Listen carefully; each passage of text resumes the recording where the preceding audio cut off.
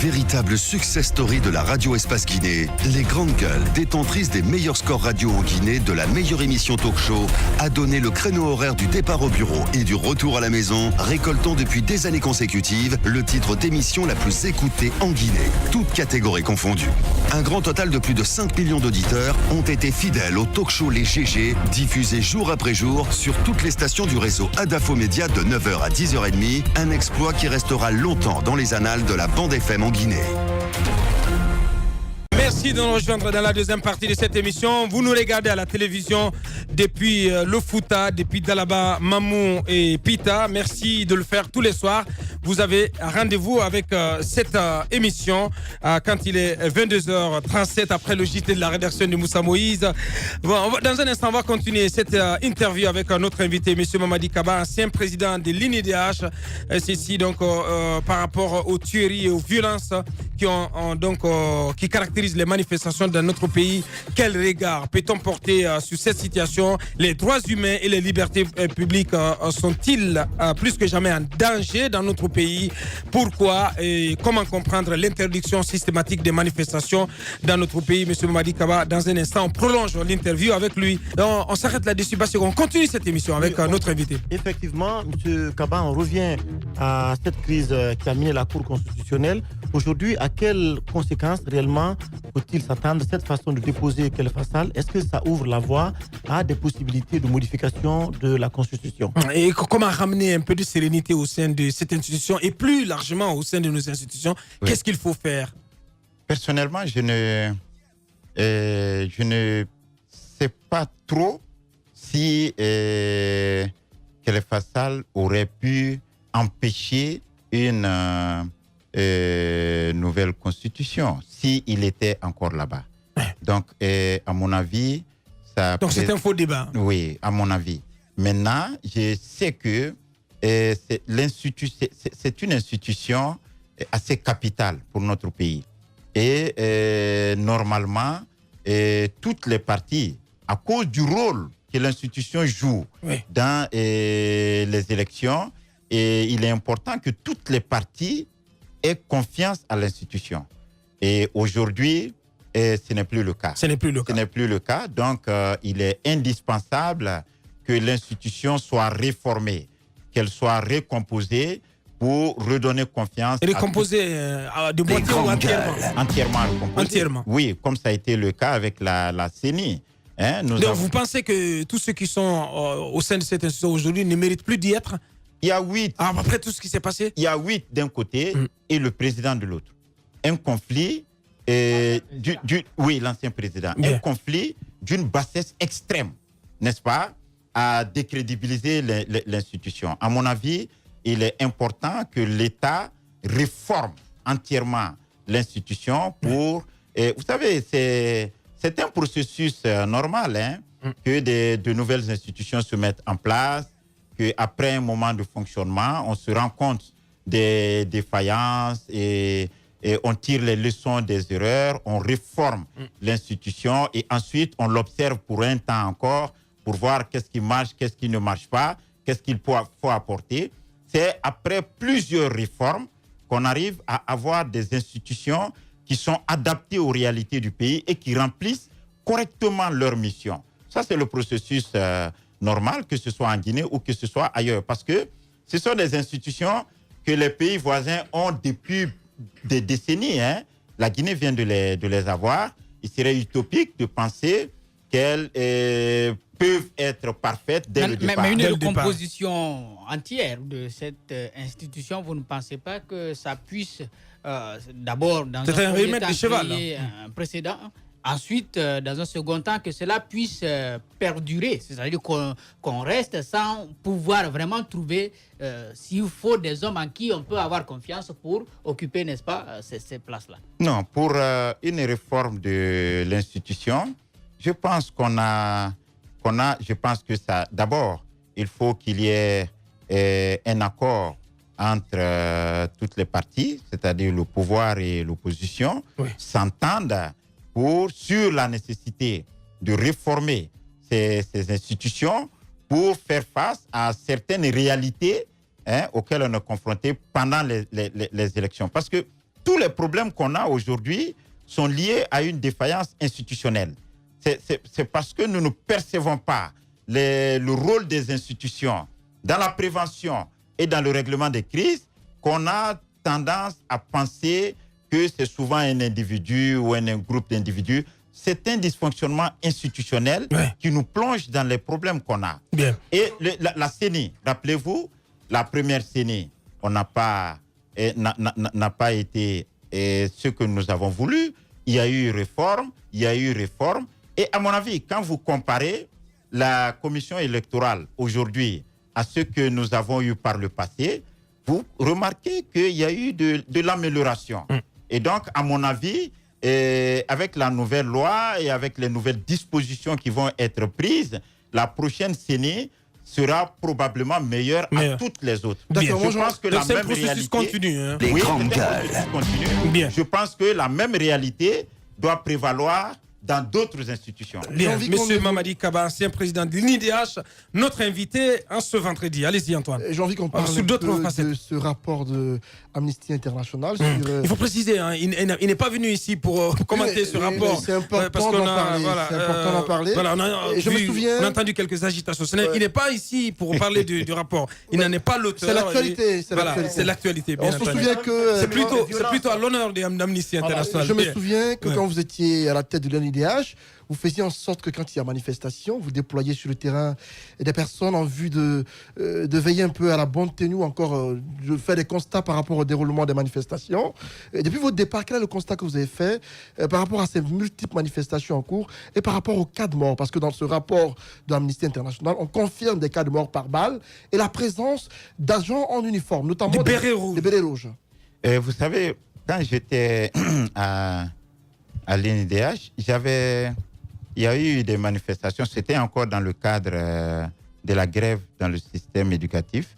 Et moi, j'avais préconisé une commission d'enquête. Parce que il faut qu'on se pose clairement une question. Nous célébrons avec fierté l'indépendance de notre pays, la création de notre... Oui, nos dévanciers ont acquis l'indépendance pour nous. Maintenant, nous, est-ce que notre rôle doit se limiter à fêter l'indépendance? Je ne crois pas. Nous devons poser des actes pour consolider cette indépendance. Chaque génération doit faire un plus, n'est-ce pas? Chacun doit jouer son rôle. Nous avons des rôles à jouer. Cette indépendance, nous devons aussi apporter notre pierre. En tant que nouvel État démocratique, il nous incombe de poser des actes qui consolident cette démocratie. Alors, s'il y a des manifestations où il y a des morts, moi, j'avais préconisé quelque chose. Une commission d'enquête à laquelle participerait l'Assemblée nationale, la société civile, sous la direction de l'INIDH. Ce serait une enquête nationale et il appartiendrait, ça aurait aidé à comprendre d'abord les difficultés que la police et la gendarmerie ont pour mettre la main sur les fauteurs de troubles, mais aussi aider le gouvernement et la justice à sanctionner les auteurs. Ce serait un très bon précédent, ce serait un très bon pas pour un avenir meilleur. Si cela avait été fait en ce moment-là, n'est-ce pas, je pense qu'aujourd'hui, très probablement, la Guinée aurait des moyens de se défendre. Oui. Quel résumé vous faites aujourd'hui d'abord, Antoine, le constat, c'est que depuis 4-5 mois, en tout cas depuis l'avènement de ce nouveau gouvernement, toutes les formes de liberté publique, en tout cas des libertés de manifestation, sont systématiquement bridées dans notre pays. Voilà, c'est ça qui est très grave. Ça, sincèrement, je le déplore avec la dernière énergie à partir du moment où nous avons choisi la démocratie. Vous vous souvenez, pendant la transition, il y a eu beaucoup d'efforts, il y a eu beaucoup de batailles, surtout à Genève, sur l'orientation que notre pays doit prendre pour éviter que les malheurs du passé se reproduisent. Comment éviter que la Guinée subisse ce qu'elle a subi par le passé? Et on a préconisé la mise en place des institutions, on a préconisé la réforme du secteur de sécurité, on a préconisé la réforme du secteur de la justice, etc. Pendant la transition, ces grandes décisions ont été prises. C'était pour permettre à la Guinée de sortir du cercle vicieux des violations massives des droits de l'homme. Et depuis un certain moment, on s'était réjoui. On s'était réjoui depuis que les forces armées avaient rejoint les casernes. Vous voyez, les manifestations avaient pris un caractère quand même très civilisé. On a eu... on a observé plusieurs manifestations même si on en est à 98 morts, selon l'opposition. Oui, les grandes gueules. Il y a eu un moment où nous avons eu 2 ou 3 manifestations sans blessés. Effectivement. Donc, ça veut dire que les efforts étaient en train de se construire pour faire en sorte que les manifestations ne soient plus source de peur. Alors, vous parlerez de recul aujourd'hui. Oui, maintenant, c'est un recul par rapport à cette période-là. Oui, mais M. Kaba, justement sur ce point-là, depuis sur les cas de tueries, il faut y insister, Bassegou. Les tueries par balle. Et cette unité d'élite de l'armée qui a été pointée du doigt par Amnesty International et qui donc disposait d'une vidéo authentifiée là-dessus. Qu'est-ce que vous en pensez? C'est extrêmement grave quand même. C'est extrêmement grave. Et ce que je vais vous dire, c'est que c'est pas bien pour le pays, c'est pas bien pour l'image du pays. Quand Amnesty International va défendre cette position dans les réseaux, dans les institutions internationales, au bout du tunnel, la Guinée va se voir isolée par même ceux qui la soutiennent. Parce que comment comprendre que le pays, après avoir donné les preuves qu'elle est capable d'encadrer des manifestations, d'organiser des manifestations pacifiques, sans violence, et que brusquement il y ait rupture et que les morts par balle reprennent, et que des institutions internationales comme Amnesty s'en chargent aujourd'hui, ça va ternir complètement l'image de la Guinée. Donc c'était important, c'est très important que la Guinée, nous ne nous contentions pas de célébrer notre indépendance, que nous apportions notre pierre à la consolidation de cette indépendance, et donc que nous posions des actes pour que ce ne soit pas aux autres de prendre en charge les critiques qui devaient être formulées contre ce que le pays est en train de faire. Nous devons être capables nous-mêmes de critiquer ce qui ne va pas chez nous, de travailler ensemble pour apporter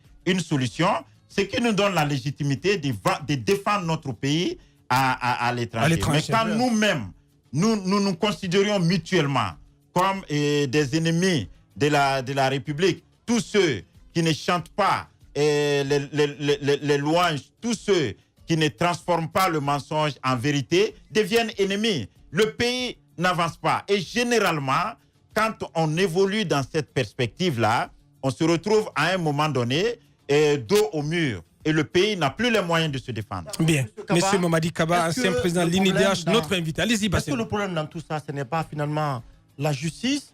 Et les victimes ont décidé il y a quelques jours des familles des victimes de saisir les institutions supranationales pour porter plainte, pour porter les recours pour que justice soit rendue, parce qu'elles se rendent compte qu'en Guinée, tous les recours qui ont été portés devant les cours de tribunaux pour les crimes qui ont été commis n'ont pas porté fruit. Est-ce que vous pensez que c'est une solution aujourd'hui d'interpeller les pouvoirs publics et notamment les services de sécurité sur la nécessité d'arrêter, comment on appelle, les violences lors des manifestations, de faire usage d'armes à feu à caractère politique et social en Guinée? Oui, il faut réformer, il faut continuer les réformes des institutions guinéennes. La Guinée doit continuer de se réformer.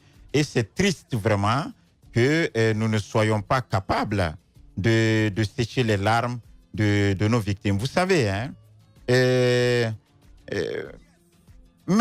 même le voleur, même le criminel a sa place dans la société. Et c'est inacceptable, totalement inacceptable que près d'une centaine de personnes soient tuées dans le pays et que des coupables ne soient pas retrouvés et sanctionnés conformément à la loi. Qu'aucune enquête sérieuse n'est aboutie. Oui, c'est ça qui est regrettable. L'autre point. Et moi, je pense sincèrement que c'est un problème, c'est un dysfonctionnement grave des institutions. L'autre point du problème, ce sont ces accusations mutuelles. Le gouvernement d'un côté qui dit que les manifestants ont par devers eux des armes, et de l'autre, on estime que ce sont les forces de sécurité qui tirent à bout portant sur les citoyens. Vous pensez quoi de cette façon d'agir du gouvernement qui souvent accuse les opposants de détenir parmi eux des personnes qui ont des armes à feu? Bon, s'il y a des personnes dans ce cadre, il faut les sanctionner conformément à la loi. Mais il sera très difficile, n'est-ce pas, très difficile de me convaincre, moi, personnellement, que toutes les 98 personnes ont été tuées par des manifestants. Non, je ne crois pas. Il faut, si l'État a les preuves que certains détenaient des armes, il faut les sanctionner conformément à la loi. Mais il faut poursuivre les enquêtes pour découvrir ceux aussi qui ont tué des manifestants et qui n'étaient eux-mêmes pas des manifestants, qui étaient des agents de force de sécurité. Il faut les déceler et les sanctionner. Et oui, l'autre question, parce qu'on est bousculé par le temps, c'est aussi le droit, puisqu'on parle des droits de l'homme, mais aussi des libertés publiques. C'est le droit à la grève. Vous avez suivi cette actualité, cette grève qui perturbe par endroit l'école guinéenne depuis la rentrée le 3 octobre. Et les enseignants grévistes, donc ceux qui observent la grève, se sont vus non seulement pour certains remplacés au pied levé, et la plupart d'entre eux ont vu leur salaire du mois d'octobre gelé. Qu'est-ce que cela vous inspire? Qu'en pensez-vous? Moi, ça m'inspire beaucoup de crainte, parce que si ce bras de fer, quelle que soit l'issue de ce bras de fer, je crains très fort que l'État n'en souffre sérieusement dans son autorité. Parce que si l'État parvient à étouffer la grève, n'est-ce pas? Ça veut dire que les partenaires sociaux, n'est-ce pas, perdront toute force. Donc, il n'y aura plus pratiquement de contre-pouvoir. Donc, l'État, lui seul, détiendrait droit de vie et de mort sur son peuple. Ça, c'est contraire à tout principe démocratique. Alors, l'État n'a pas le droit d'affaiblir les partenaires sociaux. Il faut permettre aux partenaires quand même d'exister, de rester crédibles, etc. Vous pensez que ce gouvernement a choisi cette option? Oui, le bras de fer ne peut conduire qu'à ça. Parce que si l'État mise sur le temps, on a deux options. La première, c'est que le ras-le-bol pousse les étudiants et leurs familles dans la rue, que la catastrophe se produise, que la grève prenne fin sur fond de désolation, de désastre. Hein? En ce moment-là, et le pouvoir et le syndicat, n'est-ce pas, seront tous les deux, n'est-ce pas, discrédités aux yeux de la population. Maintenant, si c'est l'État, en misant sur le temps, qui obtient... Sur l'usure. Qui obtient que la grève s'essouffle, que la grève s'essouffle, que les cours reprennent normalement, sans rien céder aux forces sociales, alors l'État lui-même a détruit les forces sociales. Donc, à partir de ce moment, la Guinée n'aura que la force comme réponse à toute revendication, parce qu'il n'aura plus de syndicats pour porter la voix des travailleurs, parce que dès que vous allez dire nous allons en grève contre le gouvernement, personne ne vous suivra. Bien. Parce que tout le monde aura en mémoire la catastrophe avec laquelle la dernière grève s'est achevée. Donc, ce que je conseille au gouvernement, dans son idéal de construction d'un État démocratique, de tout faire pour ne pas étouffer les contre-pouvoirs. Il faut leur laisser un espace pour respirer. Un espace d'expression. Exactement, pour exister, pour être un partenaire qui exerce des pressions sur le pouvoir pour l'amener à revoir ses copies, parfois quand ils commettent des erreurs. Parce qu'aucun dirigeant n'est parfait. Monsieur Mamadi Kaba, ancien président de l'INIDH, notre invité ce matin. Vous nous écoutez en région forestière sur 99.7 en Zérékoré. À présent, en direct dans cette émission, monsieur Aboubakar Kaba, joli cœur, qui est président du réseau des ONG, organisations professionnelles de la pêche artisanale en Guinée. Bonjour, monsieur Kaba. Les grandes gueules. Bonjour les GG, bonjour Titi. Bienvenue dans cette émission. Alors, un mot rapidement sur ce qui se passait hier au port de pêche de Kamsar. On a appris qu'un navire industriel évoluant en zone et réservé à la pêche artisanale a été pris à partie. Écoutez par les pêcheurs que je profite de l'occasion pour les remercier et ne pas reculer. Voilà, ce n'est pas un chalutier, mais c'est deux chalutiers dont j'ai déjà un nom. Il s'appelle Pointe Minoa. Donc, nous sommes à la recherche à travers Londres, là, et, comment dirais-je, et qui appartient à ce bateau, ce chalutier de pêche. Premièrement, c'est les pêcheurs qui ont pris en flagrant délit ces deux chalutiers. Ils les ont encerclés. La semaine dernière, j'avais bel et bien dit que nous avons notre centre de surveillance fait tout sauf surveiller. Ils ont fait appel au centre de surveillance au nord qui a retardé pendant 4 heures. Maintenant, dans un de ces chalutiers, je ne sais pas encore pour le moment lequel, qu'est-ce qu'il fait? Il y a un monsieur qui vient, qui fait des tirs de sommation. Un militaire. Et bien sûr, j'ai les images avec moi. Bien, nous avons reçu aussi. Donc, il faut dire les choses, c'est un militaire qui a sorti l'arme et qui a ouvert le feu sur ces pêcheurs artisans. Écoutez, il est militaire ou il n'est pas militaire, il est habillé en tenue militaire. Cela ne veut pas dire qu'il est militaire, il faut qu'elle soit confirmée. Bien. Parce que d'autres le font pour intimider, trafic d'influence, etc., etc. Ceci dit que certaines autorités, je dis bien, je ne sais pas sur quel ordre, ils ont voulu étouffer l'affaire au niveau de Kamsar pour ne pas que l'information parvienne à Conakry. Ce n'est pas normal. Bien, on a appris, selon des sources que nous avons contactées en préparant cette émission, que le bateau que vous citiez tantôt appartiendrait à l'homme d'affaires Bobodi. C'est pas prouvé. Moi, je ne vais pas aller vite en besogne. En tout cas, il y a un navire du nommé Pointe Minoa. Je ne sais pas encore, je n'ai pas encore reçu la réponse de mes requêtes. Bien. Le second, j'ai l'image. Ils ont masqué là où le nom figure avec des filets fesses. C'est le nom. D'accord. Monsieur Kaba, comment comprendre qu'en peu de jours, qu'on assiste à cette forme d'irrégularité dans nos eaux? Il n'y a pas longtemps, on parlait de 8 bateaux de pêche côté de Koya, qui ont créé de la panique. Et aujourd'hui, on parle de 2 autres bateaux qui sont du côté de Kamsar. Comment comprendre ces différentes irrégularités dans nos eaux? Antoine, je vous ai dit tantôt, je crois la semaine dernière, qu'il y avait un lobby, un groupe de personnes, je ne sais pas sur l'ordre de qui font tous les week-ends des descentes à Kamsar pour faire. En tout cas, Kamsar est devenu leur gibecière, je peux le dire ainsi. Ce n'est pas normal. C'est bateau dont vous parliez. Bien. Attendez, l'acte s'est passé quand? Et alors que les licences étaient expédiées depuis le 13, tout chalutier qui n'a pas le droit de pêcher, nous considérons comme pirate et irrégulière. Voilà. Bien. Dernière question, Bassikou. Peut-être dernière question, quelle est la responsabilité du ministère des Pêches dans tout ça? Vous avez dit qu'on avait un centre de surveillance qui ne fonctionne pas.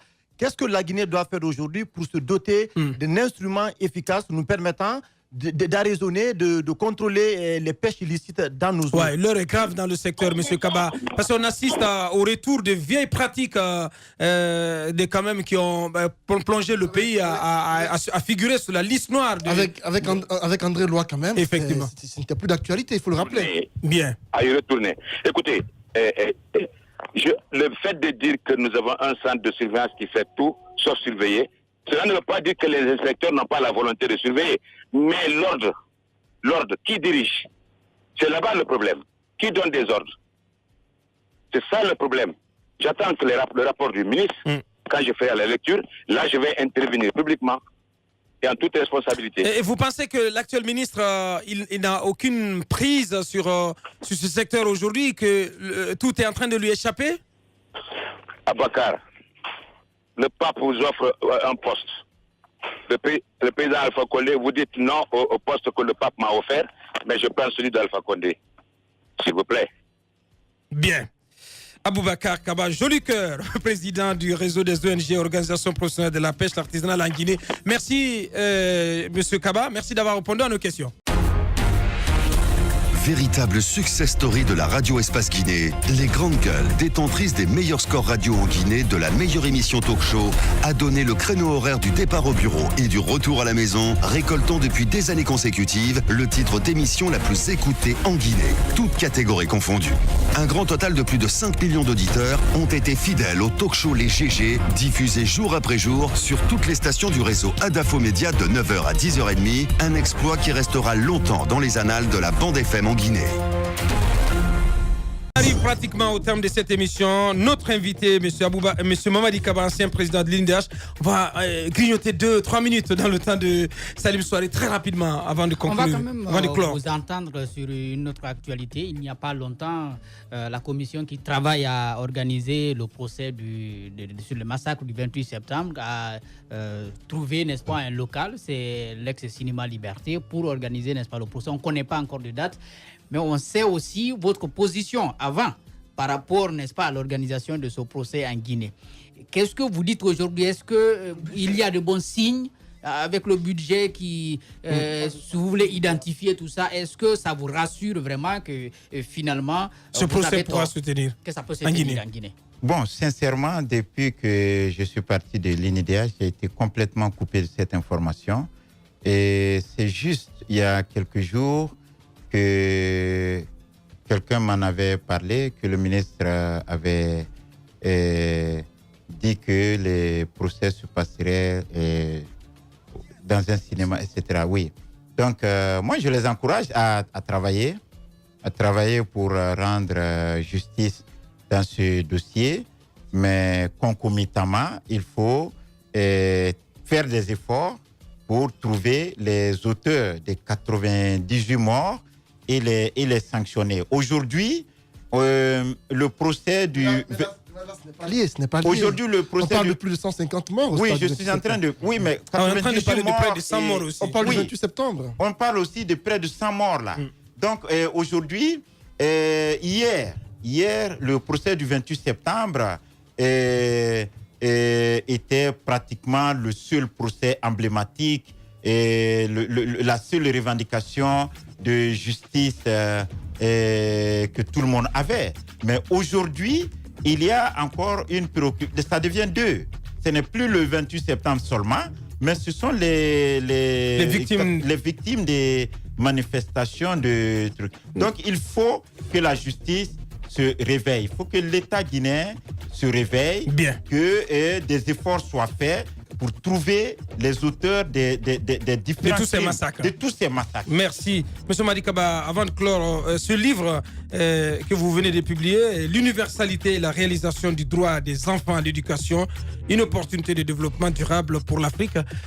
En 30 secondes, de quoi a-t-il question à l'intérieur de ce livre, de cet ouvrage? Cet ouvrage est un document de recherche parce que je me suis rendu compte que dans les conférences internationales, il y avait un décalage. Quand on parlait de l'accès des enfants à l'école, il y a un décalage. Tous ceux qui viennent des autres continents, des autres pays, les problèmes qu'ils évoquent ne sont pas ceux des enfants africains. Et donc, les solutions qui sont préconisées n'ont pas parfois grand-chose à voir avec la situation des enfants africains. Donc, je me suis dit qu'il fallait aussi travailler pour ressortir les besoins d'éducation des enfants africains et faire en sorte que dans les conférences internationales, que les problèmes des Africains, des enfants africains soient connus et que les solutions prennent aussi en compte la nécessité de faire face à ces difficultés en Afrique. Bien, donc cet ouvrage que nous vous recommandons, L'universalité et la réalisation du droit des enfants à l'éducation, une opportunité de développement durable pour l'Afrique, un livre édité donc par les éditions universitaires européennes, signé donc en Allemagne, signé Dr Mamadi Kaba, que nous avons reçu pour vous ce vendredi comme invité dans cette émission. Merci à vous, Monsieur Kaba. C'est moi qui vous remercie. Merci d'avoir accepté et d'avoir répondu à notre invitation. Merci à tous les chroniqueurs de cette émission. Merci à vous qui nous avez suivis à l'international sur notre site internet. Merci à l'équipe de réalisation du jour. Mohamed Djabi, le maestro du côté de la radio. Mamoudou Kondé, le colosse du côté de la télé. À toute l'équipe de cadrage. On se reprend en début de la semaine. Et une pensée donc au turbo. Et merci de l'attention. Portez-vous bien. Au revoir.